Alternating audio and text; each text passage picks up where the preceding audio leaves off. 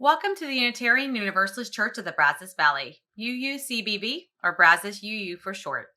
My name is Erin Wilkinson, and I'm serving as your worship assistant today. I come to this church because, as I learned of the 7 principles, they really spoke to me. I feel this is a time when we could all be more accepting of others, and the values spoken in our principles reinforced how I felt, and that we need to treat others with dignity and compassion and realize that we are all interconnected in this great big world. We are a welcoming congregation, which means we celebrate and welcome all people of diverse sexual orientations and gender identities. We also strive to welcome people across diversities of race, age, ability, immigration status, and belief. So whoever you are, wherever you come from, wherever you are on life's journey, you are welcome here. We are also a reproductive justice congregation, which means that we support the reproductive decisions of all people. We encourage everyone to visit our website, brazos-uu.org. During this time of pandemic, and in the midst of our planned building project, the website and our weekly services are our church home. If you might like to contribute your musical talents, if you have a great story to share about your life's journey, or if you have a passion for social justice, we would love to hear from you. If you are interested in getting involved, you can find opportunities through our website. To learn more about our community and what is happening, you can join our email list and our monthly newsletter. And you can also find us on social media by searching UUCBV.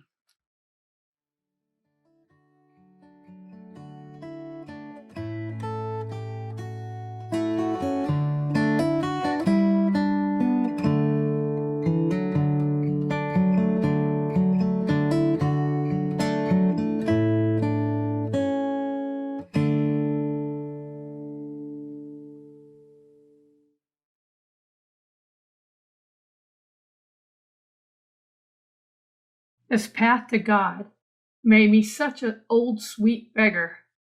I was starving until one night my love tricked God himself to fall into my bowl. The Hafiz is infinitely rich, but all I ever want to do is keep emptying out my emerald-filled pockets upon this tear-stained world. Shams al-Din Mohammed, Hafiz.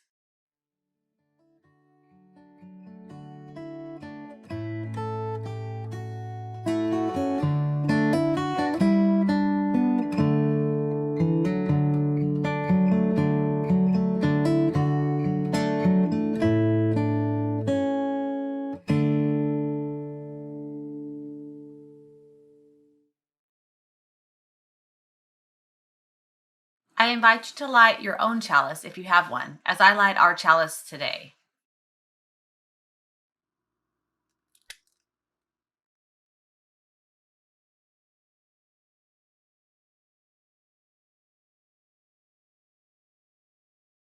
Please say our chalice lighting words with us. We light this chalice, the symbol of our Unitarian Universalist faith, as a beacon of hope for all who seek justice, dignity, and compassion, and in celebration of the life of truth and meaning we share together.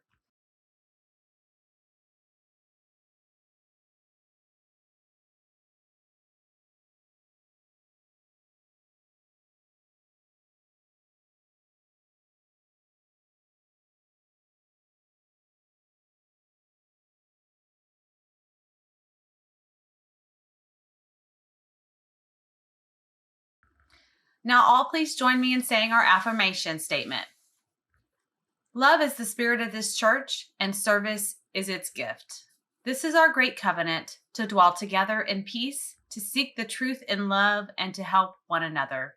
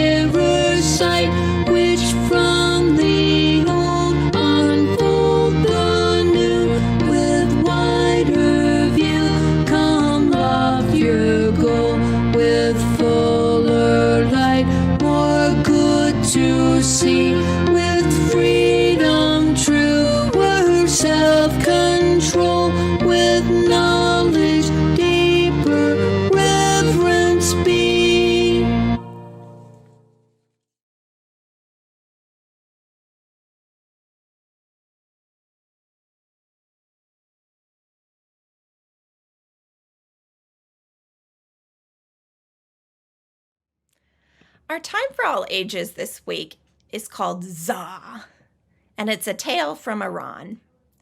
It comes from a book of Islamic wisdom for families, and the stories in that book were collected by Sarah Conover and Frida Kane. Once upon a time, there lived a king who took immense delight in gardens. One day, he strolled along the roads of the city, admiring the various flowers and fruits tended by its citizens. The king came upon a poor, ancient gardener who had cleared a small plot from some underbrush.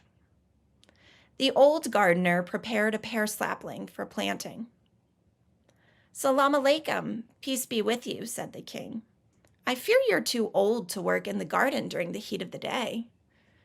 The gardener had been so absorbed in loosening the sapling's root ball that the king's words took them by surprise. They looked up. "And besides," continued the king, standing over the gardener, "why bother to plant something that you won't get to see grow in your lifetime? Any day now you may sleep the long sleep of death." The old gardener looked wistful, then replied, "Well, if I don't get to see it grow, I don't mind. Many will delight in its sweet fruit. Others will enjoy the shade it provides from the hot sun." "Za!" exclaimed the king. Za was an Iranian expression of joy. The king continued, "That is a very wise thing you have said." The king then promised to reward the gardener with gold. "You see," said the gardener with a twinkle in their eye, "my tree is already bearing fruit. Usually a tree requires many years, but my sapling has begun right away," they chuckled. "Za!" exclaimed the king again with a large grin. "You have once more shown great understanding." The king crossed his arms and contemplated the distant hills briefly. "If I follow your advice in all of my affairs, my kingdom will surely prosper for generations to come." The king promised the old gardener even more gold as a prize for this insight. The gardener stood up, thanked the king for both rewards, and clasped the king's hands within their own. "You see," said the gardener, "ordinarily trees only bear fruit once a year, but mine is already provided for me twice this season." The gardener smiled a wide grin for the king and went back to gardening. "Za!" said the king. I'll leave you today with an Arab proverb. A proverb is a short saying that usually gives some advice. Hear this proverb. "Others sowed for me, I sow for others to come."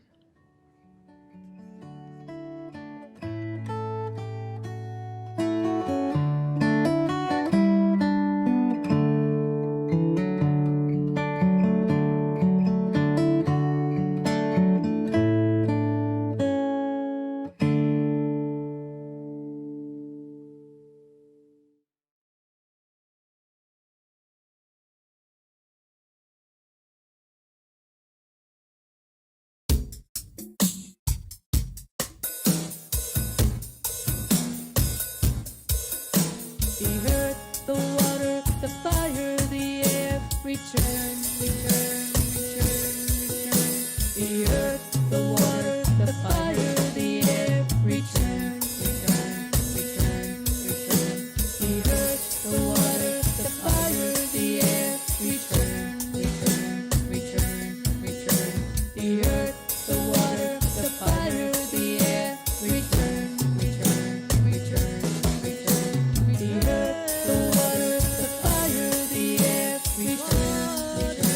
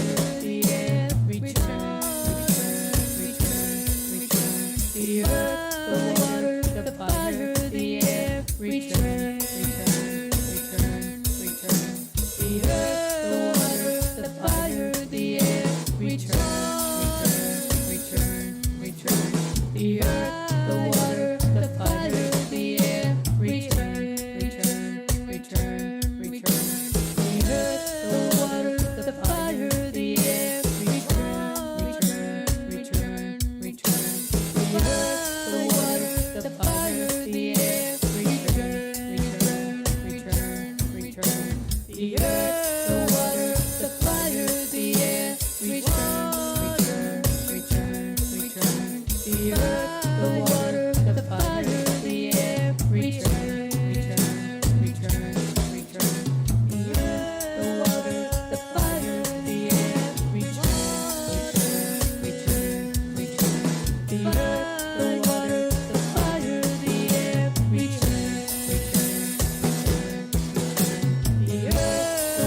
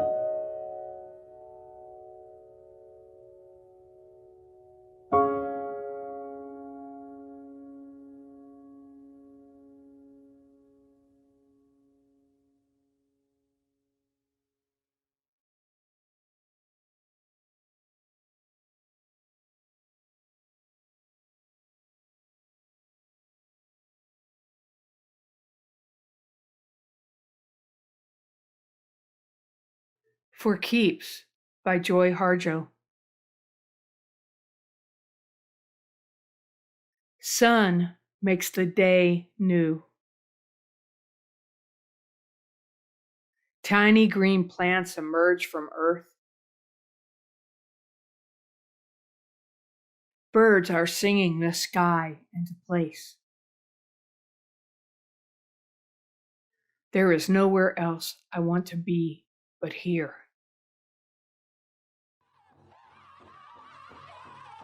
I lean into the rhythm of your heart to see where it will take us. We gallop into a warm southern wind. I link my legs to yours and we ride together toward the ancient encampment of our relatives.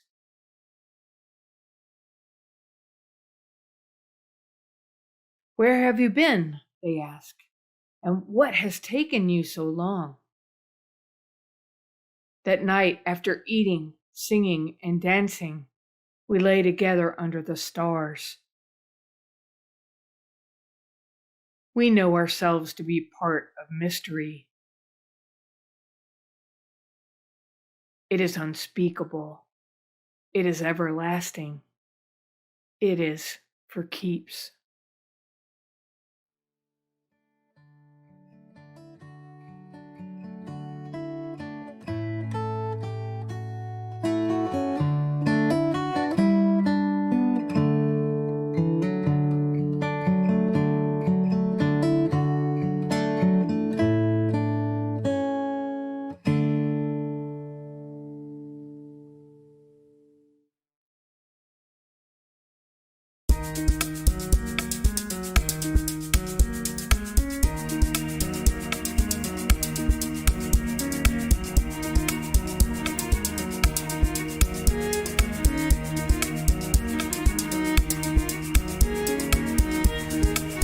Who are my children? One is a baker in Cairo with flour on her cheek. One is a banker in Oslo with dreams of playing in a tuba band.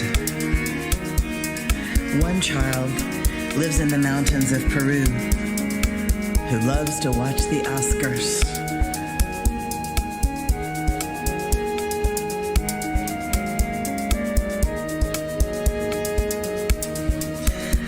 I have a son who is a monk in Kathmandu, who has a bird he has taught to whistle, and a starving daughter in Kinshasa with dreams of running in the Olympics. One of our cousins is a pine tree on the side of a mountain in Japan, and one is a catfish drowsing in the Mississippi mud. One is a black bear in North Carolina, and one is a butterfly in Finland. The woman held an apple seed in her hand and lifted it to the sun. It is easy to count the number of seeds in an apple, she said. But tell me, how many apples are in this seed? How many apples are in this seed?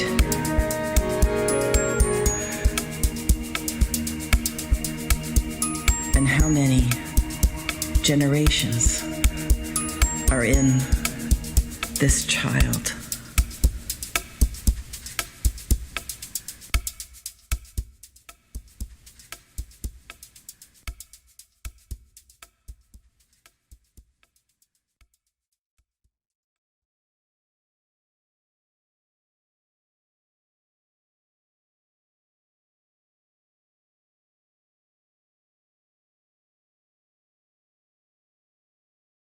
The 13th century Persian Sufi mystic Rumi wrote, "There are 1,000 ways to kneel and kiss the ground. There are 1,000 ways to go home again."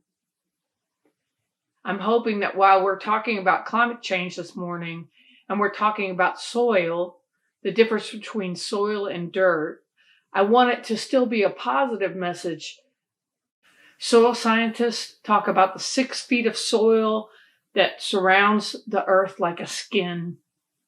They say we have to stop treating it like dirt. We've lost up to 40% of our topsoil over the last 150 years. Half of the carbon dioxide that happens in the world is taken up and sequestered by the land and sea, natural ecosystems, even now, even today. 50% of everything that happens on the planet is being assisted by these natural processes. The system works. It's just been tampered with. It takes roughly 1,000 years to create 3 centimeters of dirt. So we might want to focus on these problems with some urgency. Now, these problems will continue as long as we keep deforesting, cutting down the rainforest, eroding our own topsoil. It may begin to turn around with a shift in our philosophy or basic guidelines about how we think about our relationship with the earth. Spiritually, in the Judeo-Christian paradigm, we hold heaven as our ultimate goal, that we're trying to get through this worldly state and get to a better place. I believe there is no better place, and that the earth is not lower or base, and the earth is not just a tool that we use and throw away. That we are the lords and masters of some pyramid and we are the top of the food chain. The Austrian Israeli Jewish mystic philosopher Martin Buber, who lived 1878 to 1965, wrote about a form of existentialism where we divide our existence between I-it relationships and I-thou relationships.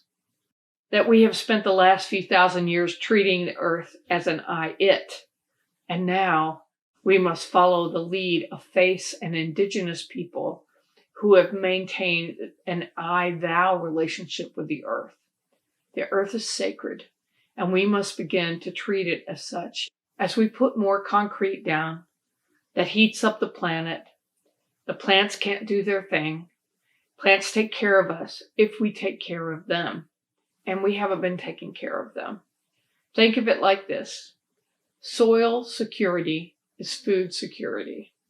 The more we take care of the soil biology, the more likely we will have a restorative and regenerative, better future, and that there'll be enough food for the people of the earth and all the beings, and we want as much diversity as possible, more of a web than a hierarchy. Right now, there's about 3 pounds of pesticides being sprayed for every human on the planet. And all those sprays kill the soil microbes that make our soil live. It's that simple. We have to stop it. Agriculture is responsible for 1/4 of all the carbon emissions. Think about that. Just changing the way that we farm could save the world. German chemist Fritz Haber is often credited with developing a cheap way to produce nitrogen fertilizers pre-World War I. During the First World War, he and his team took that technology and turned it into weaponry, developing mustard gas and other toxic substances. So he basically is responsible for chemical warfare and pesticides and the gas that killed people in the Holocaust. Not necessarily the best resume to have in the world. He is pretty much the father of post-World War II agribusiness and the Green Revolution. The Green Revolution was intended to feed the world, increase yield, and looked incredibly promising at first. Over the years, more research and data show that more and more inputs are required to maintain the yields. More and more negative effects are revealed, and the overall health of the soil is in question.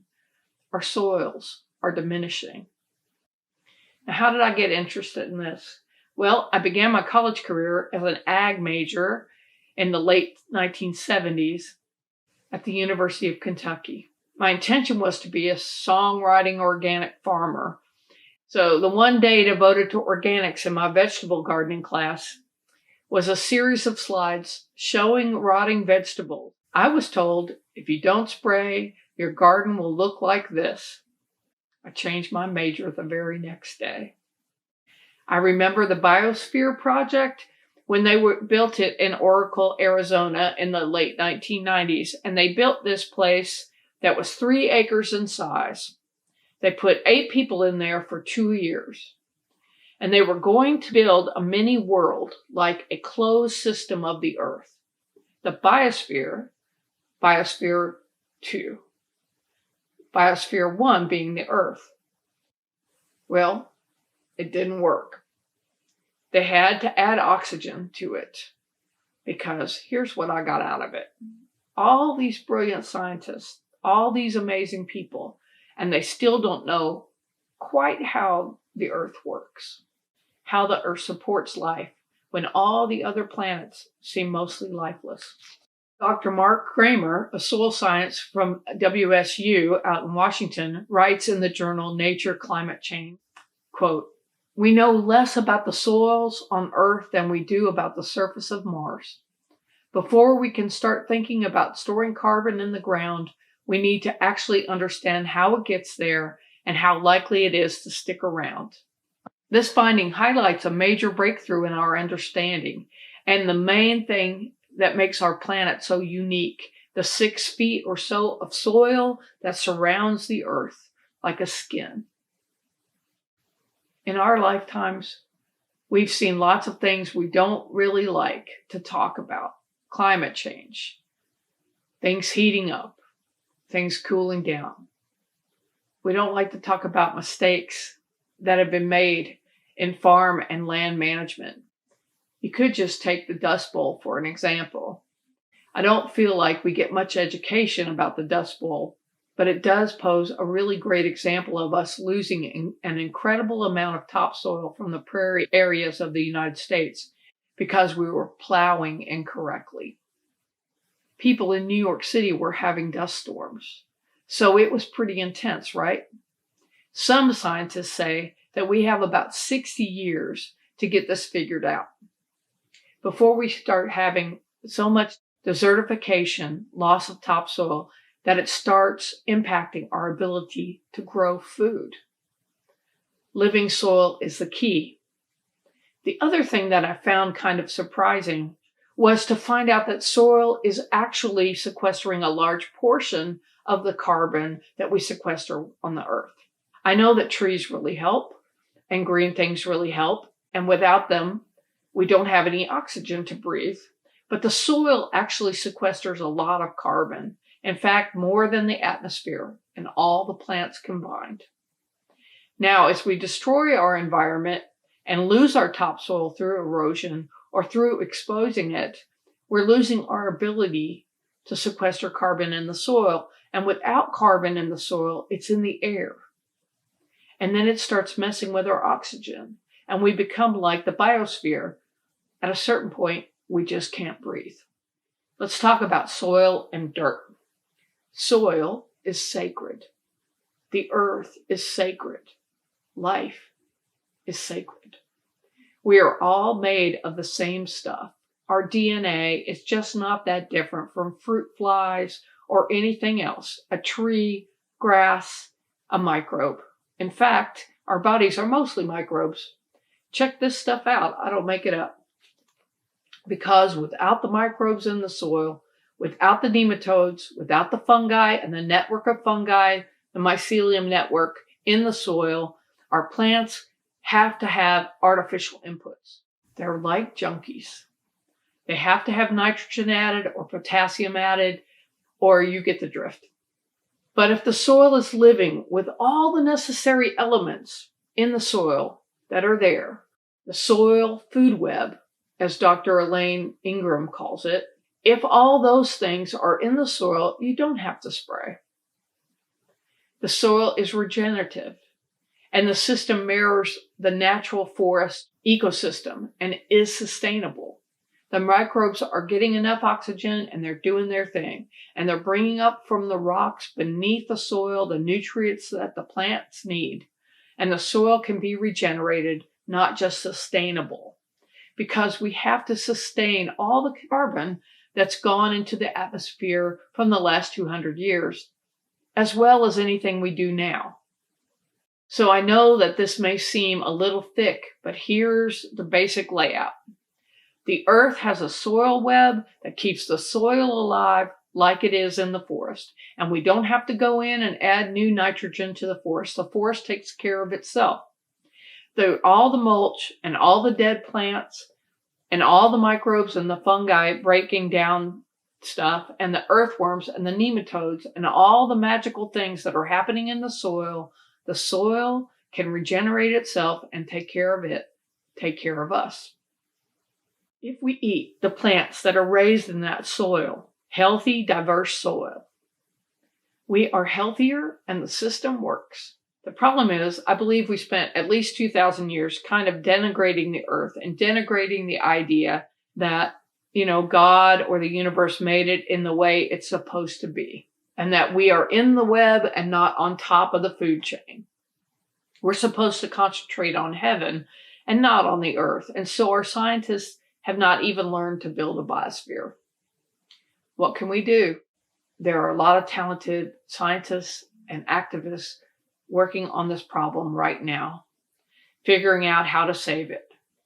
And I'm going to put a list of books that might be interesting to some of you about this. There's Permaculture, an approach and philosophy developed in Australia by Bill Mollison and David Holmgren that thinks of designing everything from agriculture to social structures and social systems by intentionally modeling them on the natural ecosystems. Regenerative agriculture, where they don't expose the soil through plowing, where you put the plants in a cover crop and they are raised with multi-cropping systems, and the cover crops are things like vetch and clover that put nitrogen back in the soil and they don't let erosion happen. In permaculture, you plant a bunch of plants together in guilds, so it confuses the pests. Now, this system is built on cooperation and layering, not in competition. Like, I'm sure you've heard of the Three Sisters. It comes from Native American culture. It's when you plant 3 plants together, corn, squash, and beans, and you meet all the needs and the plants help each other. The beans or legumes are putting nitrogen back in the soil. The squash have big leaves that crowd out any weeds that might come up. And the corn is a great thing for the beans to grow up. So it's a very traditional native way of approaching agriculture. A lot of indigenous people, the people in India, the people in China, for thousands of years, farmed sustainably on the same piece of dirt. They didn't just move west when they wore out their farms like many of the American settlers did. It's amazing. We have all the processes in nature to take care of us and for us to live a long time on this planet and keep ourselves alive in the process. And we can learn how the earth actually works. MLK, Martin Luther King Jr., may have said it best. He said, "We may have come on separate ships, but we're all in the same boat now."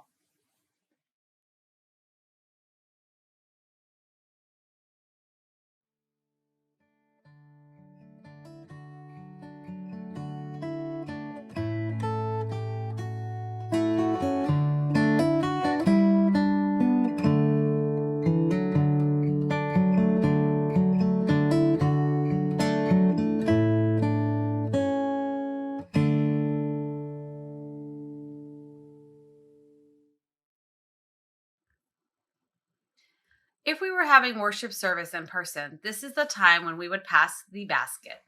This church shares the proceeds of the offering plate donation every week to support important nonprofit organizations with which we work. This month, we are proud to support the Confronting Our Racism group, or CORG, for July through September.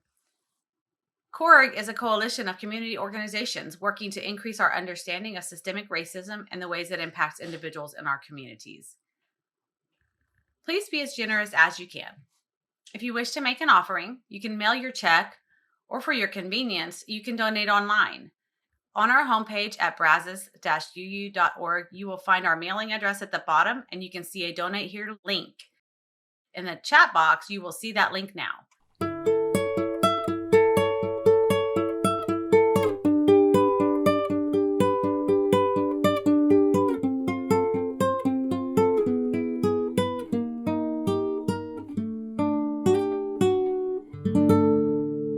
May each of us look into our hearts. How much love, how much generosity, how much faith, how much gratitude, how much hope is there? We give thanks for these gifts we have given, and those we receive, and for each other.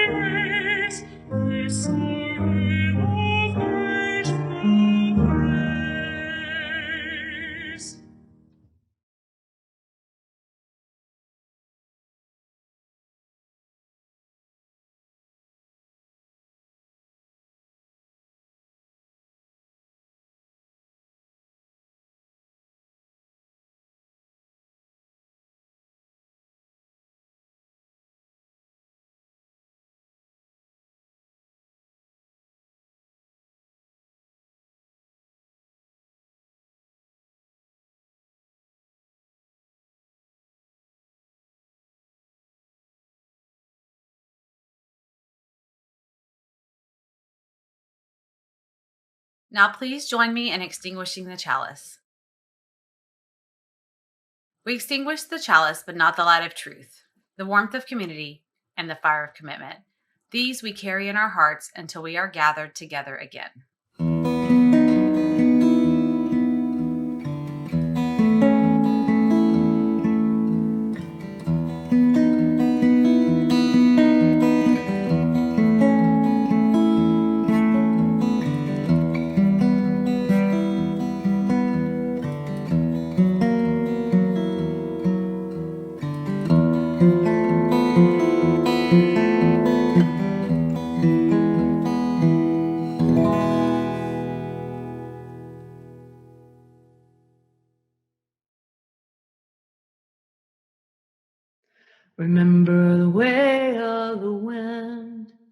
and breathe and blow. Remember the way of the fire, sparkle, glitter, and glow. Remember the way of the water, and ebb and flow. Remember the way of the earth, and grow. Go in peace.